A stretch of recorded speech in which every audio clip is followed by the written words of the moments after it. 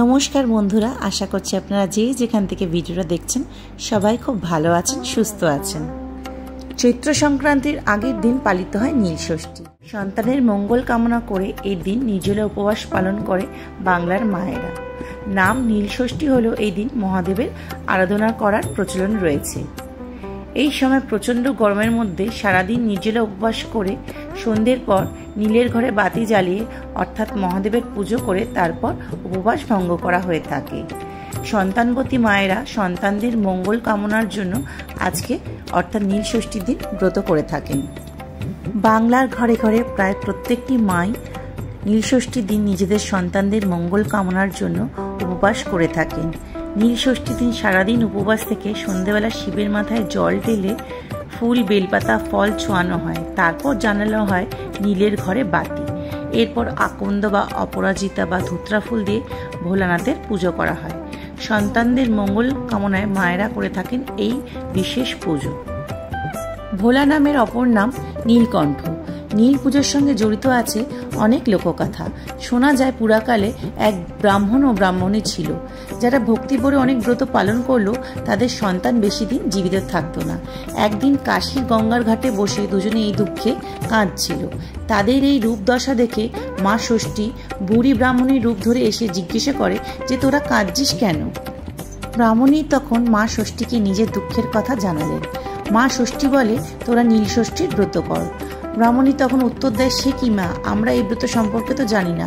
তখন মা ষষ্ঠী বলেন চৈত্র মাসের সংক্রান্তির আগের দিন এই ব্রত পালন করা হয়ে থাকে।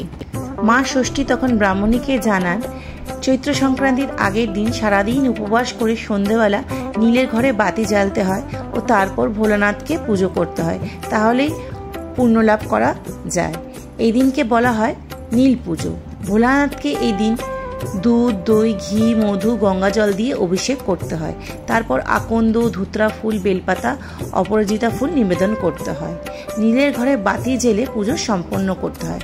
তারপর জল খেয়ে এই ব্রত বা উপবাস ভঙ্গ করতে হয়। যারা নীলষষ্ঠীর উপবাস করে তাদের ছেলেমেয়েরা সুস্থ থাকে, ভালো থাকে এবং অল্প বয়সে তাদের অকাল মৃত্যু হয় না।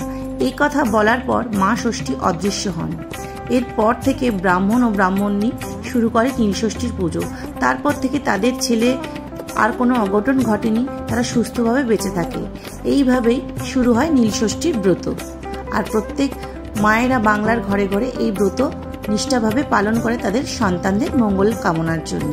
আর এই বছর নীলষষ্ঠী কবে পড়েছে সেটা দেখে নেওয়া যাক। এই বছর 13ই এপ্রিল 2025 বাংলায় 30শে চৈত্র 1431 রবিবার নীলষষ্ঠী পড়েছে। এই দিনকেই আমরা নীলষষ্ঠীর ব্রত উদযাপন করব।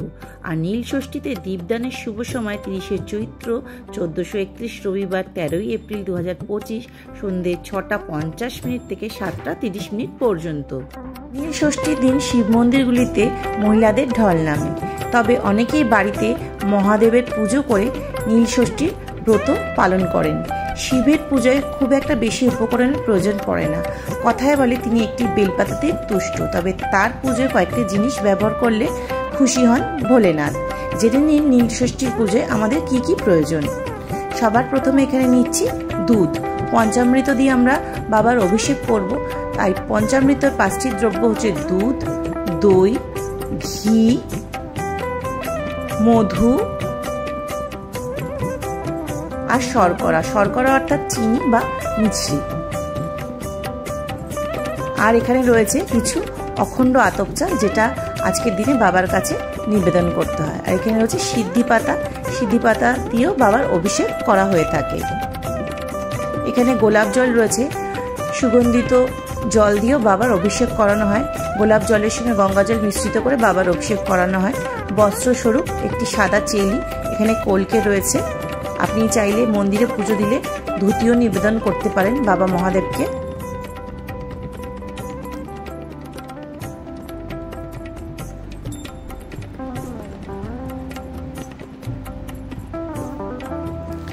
আর আজকের দিনে নীলষষ্ঠী দিন বাবাকে অবশ্যই নীলকণ্ঠ ফুল নিবেদন করবেন। এখানে নীলকণ্ঠের মালা রয়েছে, ফুলের মধ্যে আকন্দ ফুলও বাবার খুবই প্রিয়, তাই আকন্দ ফুল বাবাকে অবশ্যই নিবেদন করবেন।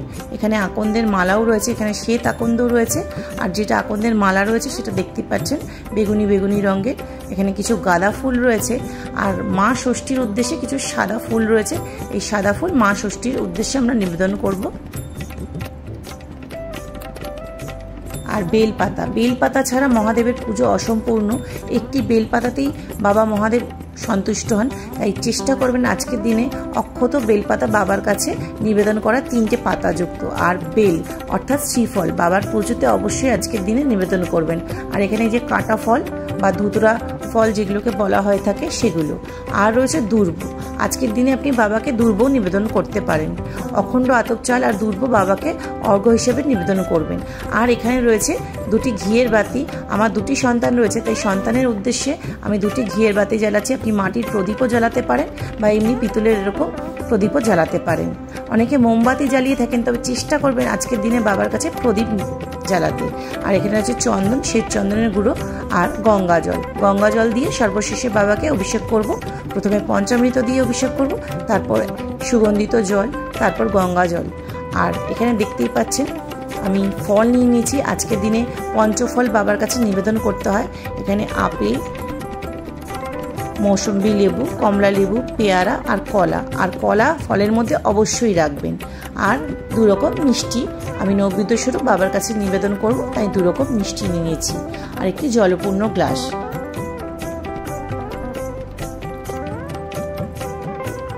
এই ছিল বাবার পুজোর সমস্ত উপকরণ।